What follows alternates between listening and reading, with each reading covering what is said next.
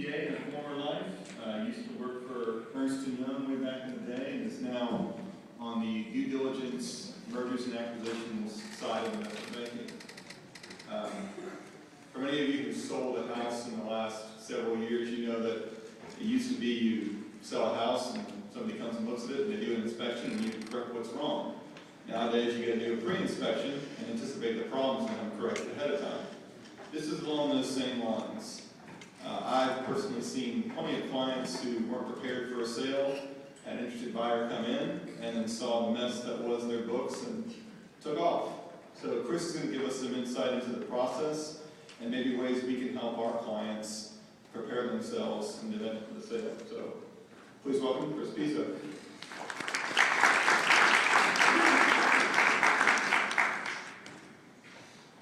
Thank you, Steve. Good afternoon, everyone. I'm really excited to be here with the Florida Institute of CPAs. I want to thank them for inviting me. I know that there's no place you guys would rather be than here with me on a beautiful Friday afternoon, trying to get CPE credit.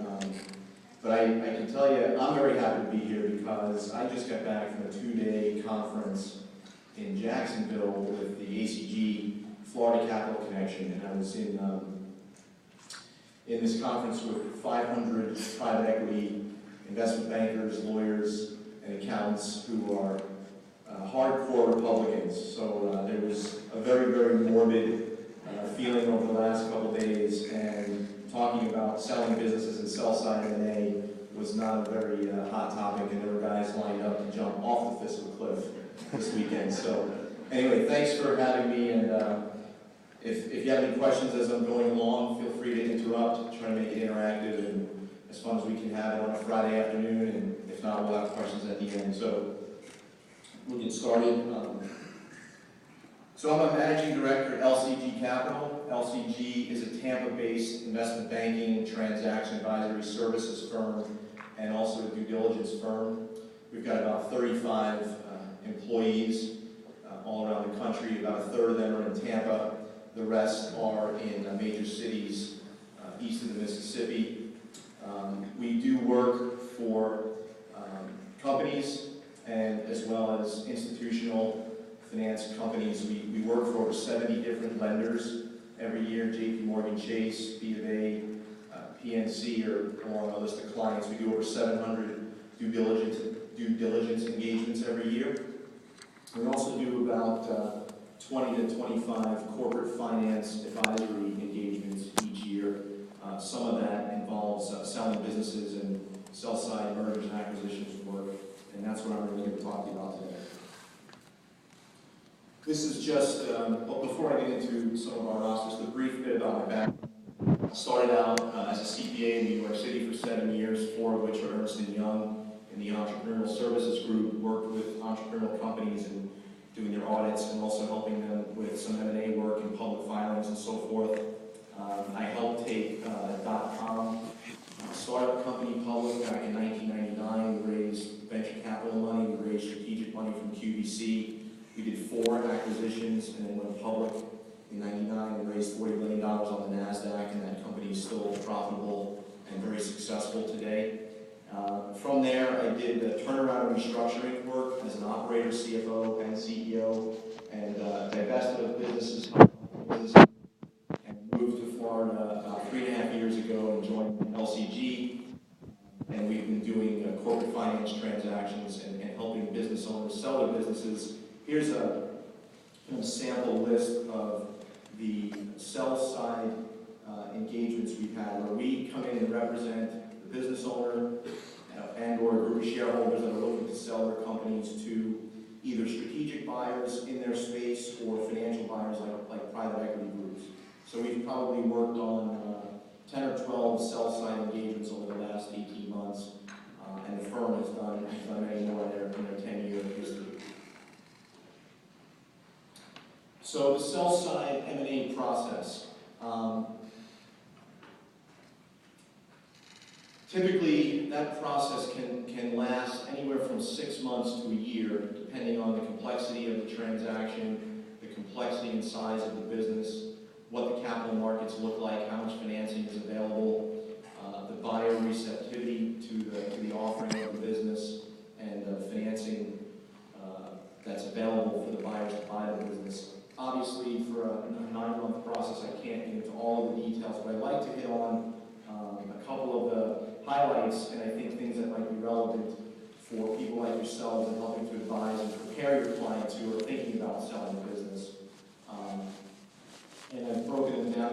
4 phases. There's the preparation phase, so planning with your clients and or investment banker on what is it that they want to achieve from the sale and the timing, and how are they going to position the business to the financial markets or strategic buyers, the actual marketing of the company to prospective buyers, negotiating with prospective buyers, and then obviously closing.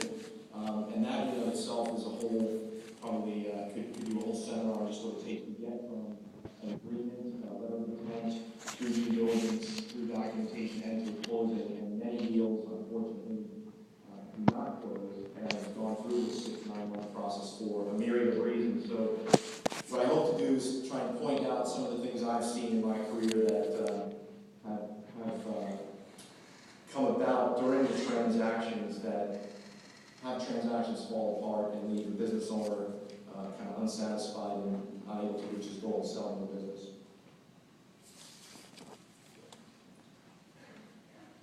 So, as I stated a minute ago, I think a critical part of the process is planning.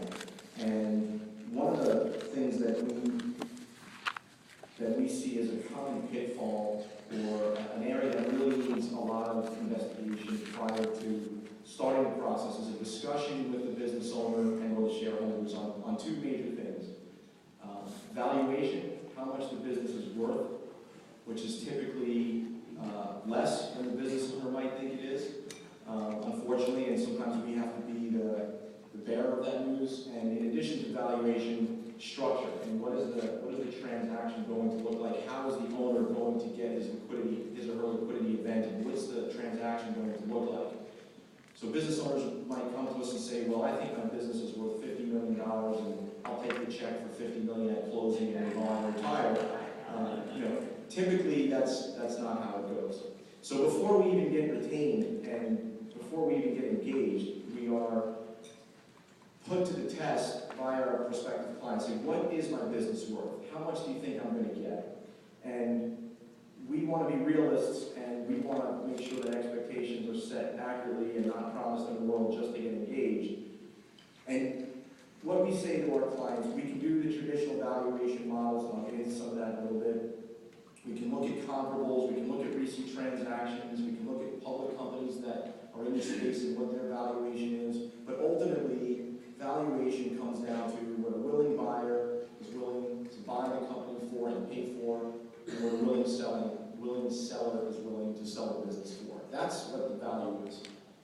Typically, we will do valuation work and provide a range to our clients or prospects before, with a number of caveats that this may or may not be what the market shows you once the offers come in. But we try not to get too caught up in valuation too early on, because like I said a minute ago, it's really market driven. What are the buyers willing to